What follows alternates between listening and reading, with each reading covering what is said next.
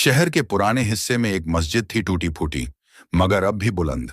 समय ने उसकी दीवारों को जर्जर कर दिया था, पर उसकी रूह में अब भी वह पुरानी नूरानियत थी।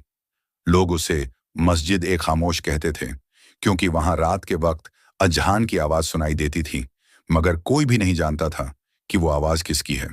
दिन में नमाजें होती थीं, मगर रात को जब दरवाजे बंद हो जाते, तब उस मस्जिद से कुछ अजीब आवाजें उठतीं, जैसे कोई चल रहा हो, जैसे कोई कुरान पढ़ रहा हो। कहते हैं, बहुत साल पहले वहां कुछ हुआ था, कुछ ऐसा जिसे लोग अब भी जुबान पर नहीं लाते। मगर इन सब बातों के बीच एक इंसान था जो डर को झूठ समझता था। उसका नाम था हारून। हारून मस्जिद का खादिम था, सादा सा इंसान, ईमानदार मगर जिद्दी।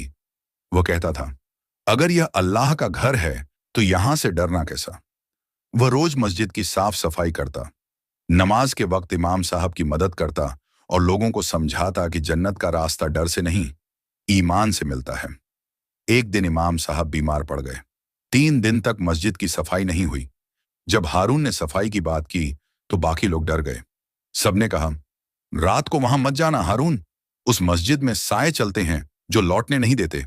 लेकिन हारून मुस्कुराया और बोला, अगर मेरा दिल साफ है तो कोई साया मुझे नुकसान नहीं पहुंचा सकता। रात आई, चांद पूरा था और हवा ठंडी। गलियों में सन्नाटा था। हारून ने एक पुरानी लालटेन उठाई, बिस्मिल्लाह कहा और मस्जिद की ओर चल पड़ा। उसके हर कदम के साथ सन्नाटा और गहराता गया। मस्जिद के पास पहुंचते ही हवा अचानक ठंडी पड़ गई, जैसे कोई अदृश्य परछाई उसके आसपास से गुजर गई हो। जैसे ही उसने मस्जिद का दरवाजा खोला, एक पुराना चरमराता हुआ स्वर उठा। अंदर घुप अंधेरा था। लालटेन की पीली रोशनी दीवारों पर अजीब साए बना रही थी। हारून ने धीरे से अस्सलामु अलैकुम कहा और भीतर चला गया। हवा में धूल थी, दीवारों पर पुरानी आयतें और छत से लटकते मकड़ी के जाले। वह सफाई में लग गया, मगर कुछ देर बाद उसे लगा जैसे कोई उसके पीछे खड़ा है। उसने पलटकर देखा, कोई नहीं।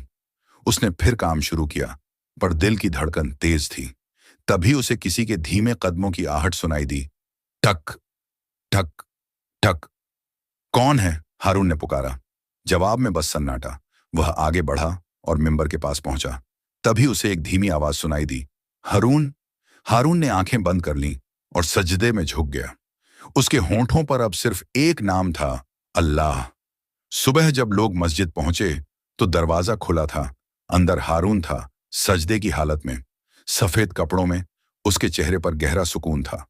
उसकी रूह जा चुकी थी, मगर होंठों पर अब भी अल्लाह का नाम था। लोगों ने रोते हुए कहा, हारून को अल्लाह ने अपने घर में ही जगह दी।